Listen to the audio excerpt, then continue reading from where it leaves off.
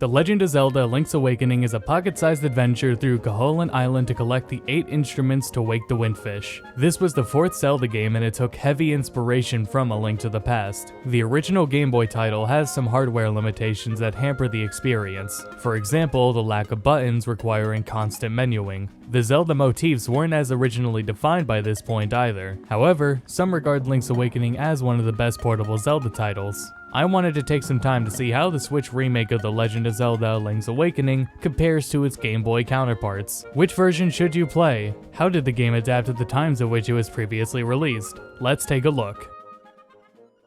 Link's Awakening originally released on the Game Boy in 1993, and with being the original release, this is the original green-dotted experience. Between the Japanese and international versions, you'll find some old-school censorship that was among games at the time. For example, the mermaid's bra item was turned into a necklace in the West. So the game had 2 different revisions, 1.1 and 1.2, and bugs that were fixed in the first revision resurfaced in the next revision. Seemingly like version 1.2 was built off of the original 1.0 version. So no matter which version of the original you play, there will be some bugs, and for the Japanese version, there will just be some oversights that just make the game incompletable. While the original experience and release of the game, I would advise against this version as you're dealing with less content and more bugs, even if the bugs don't seem like they'd happen often.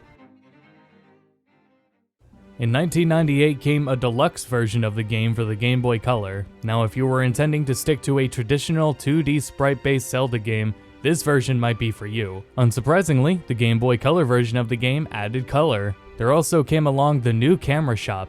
The shop is run by a mouse, so will take photos of Link at certain moments throughout the game, and you can print out those photographs using the Game Boy printer if you had one. They also added a new dungeon to the game known as the Color Dungeon. It's not too long and it rewards you with a red or blue tunic, boosting attack or defense respectively. Additional dungeon hints were added to dungeons, and the stone slabs where you got the hints from were turned into owl statues. There's a new Zora NPC in the Animal Village who's only visible with a magnifying lens, and he gives you a hint on where the boomerang is. Some treasure chests had their items changed, Genie's fireball was slowed down, and the mermaid's necklace change was made uniform in all international versions. Link's Awakening Deluxe fixed a myriad of known bugs, and then the revision of DX fixed some remaining known bugs and typos in dialogue. Now if you want to play the Game Boy Color version, you can actually find it on the 3DS Virtual Console. The original version of Link's Awakening is definitely aged a bit, with some thanks to the hardware constraints of the time. Regardless, Link's Awakening DX is a more polished experience compared to the original, and is still available on 3DS for $6. So for the longest time, DX was pretty much the definitive edition of the game. From the tiny Game Boy Color screen to full 1080p and kinda 60 FPS, this is a modern remake that may be some fans' first traditional Zelda game if they started with Breath of the Wild. Link's Awakening on Switch brings to the table a diorama-like art style and some quality of life changes utilizing modern hardware, although saying some changes is kind of an understatement. When playing between the games back to back for this video, I found there's actually a ridiculous amount of minute improvements made at every single step in the game. I can't cover everything the game changes. I think to a certain point in that 50-minute video you'd go, yeah, I get it, and click off. So I'm going to try to categorize everything to the best of my ability. We'll start with the content that was added. Now the camera shop was removed, though that's the only thing really missing from Deluxe, and in its place we get a dungeon builder instead. The dungeon builder lets you design your own dungeon using the chambers from the other dungeons in the game, and dungeons you make can only be stored locally using Amiibo. They also added bottles, though keep in mind that fairies and bottles aren't automatic since you still have Crazy Tracy for that. There's now 32 pieces of heart instead of 12, and 50 seashells instead of 26. The rewards are spaced out differently too. The upgraded sword now requires 40 seashells. Meanwhile, you can get a piece of heart, a seashell sensor, a dungeon maker tile, and a modifier for the dungeon maker to rain rupees. More warp points were added along with the ability to choose where to warp to, plus map markers. The game also has a brand new OST.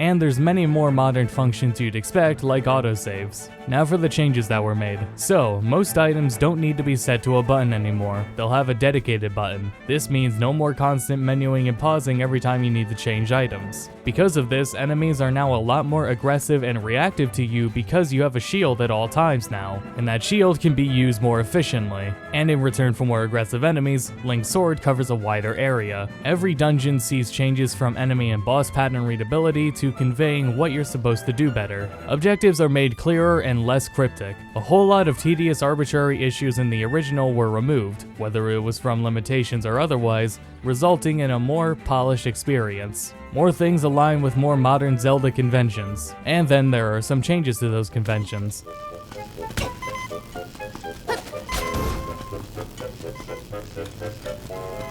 The pause menu lets you see which pieces of heart and seashells you found. The new UI is extremely clean and functional, hero difficulty is available from the start, the map is way more detailed, and there's no more screen transitions in the overworld. The mermaid's bra is now a necklace even in Japan, and meanwhile the hippo is clothed again. The crane game has 3D depth and physics now, so that makes it more challenging. The power piece and guardian acorn are on a timer now instead of depending on how many hits you take, and they don't reset for cutscenes or rooms anymore. Movement is still only 8 directions, and it is a little jarring to see Link move like that. However, if we had full analog movement, it may result in breaking some parts unintentionally, and then the game probably wouldn't be as one-to-one as we'd want it to be. The game has a fully realized diorama-like aesthetic along with some great animation. The divisive tilt shift puts some folks off though, whether it's considered something that obstructs the view or makes someone nauseous. Thematically it makes sense, but nonetheless, some people have problems with it. For me personally, the vignette that replaces the tilt shift in dungeons really got to me a few times because it obstructed doors on the bottom. The game does a good job of maintaining how incredibly bizarre Koholint Island is, and all the new design benefits functionality as well. Now let's discuss performance as of version 1.0.0 when this video is made. The game has constant frame rate dips and the resolution changing is really noticeable. These things don't really ruin the experience, but I did find that they get annoying over time. And as far as the game's price tag is concerned, I think it is worth mentioning that this version of Link's Awakening is probably always going to be the more expensive option than previous versions. I've got to give the Switch version my recommendation, especially if you've never played Link's Awakening before. Deluxe has its 2D pocket-sized charm, is cheaper, and is still accessible to obtain thanks to the 3DS eShop. For me though, it's actually really hard to go back to Deluxe after playing the Switch version. The experience is just more polished at every turn, but on the surface it's still practically a one-to-one remake. It's sometimes like it's mimicking how you'd remember it 20 years ago after playing other Zelda games. The graphical changes bring in a large sense of cohesion to the world. I played these games all of my life, so I'm always going to enjoy the look of the original sprites, but I still enjoy the incredibly adorable look of the Switch version. At the end of the day though, Link's Awakening is just a solid 2D Zelda game. It's a great recommendation if you've recently got into the series, even if it's not my first recommendation. I hope this review and comparison helped you figure out which version you want to play. Feel free to also check out some other port reviews I've done, and until next time, thank you for watching.